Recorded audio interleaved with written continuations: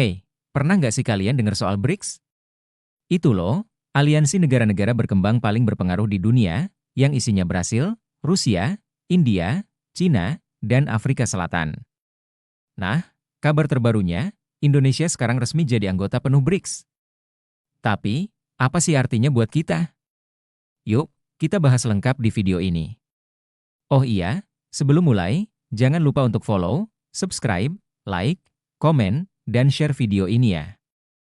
Biar info penting kayak gini nggak cuma berhenti di kalian aja. Oke, kita lanjut. Oke, pertama-tama, apa sih BRICS itu? Jadi, BRICS ini adalah singkatan dari negara-negara dengan potensi ekonomi besar yang sering disebut sebagai kekuatan masa depan. Mereka punya tujuan buat mendominasi ekonomi global, tanpa terlalu tergantung sama negara-negara barat seperti AS dan Eropa.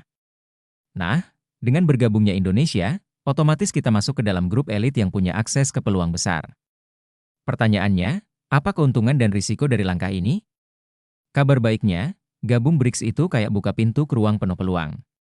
Kita jadi punya akses ke pasar yang lebih luas, investasi besar-besaran, dan kerja sama teknologi dari negara-negara kuat kayak Cina atau India.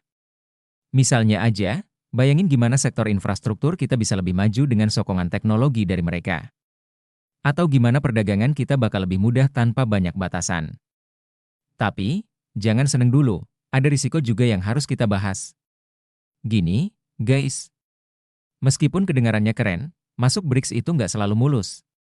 Karena anggota BRICS ini nggak semuanya punya kepentingan yang sama.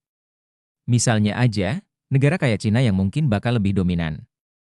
Apakah Indonesia bisa benar-benar memanfaatkan peluang ini tanpa terlalu diatur di negara besar?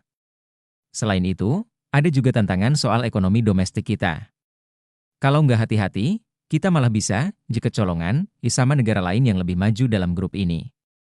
Nah, pertanyaan penting lainnya, apa posisi kita di BRICS ini? Apakah kita cuma jadi pendukung atau bakal benar-benar punya pengaruh besar?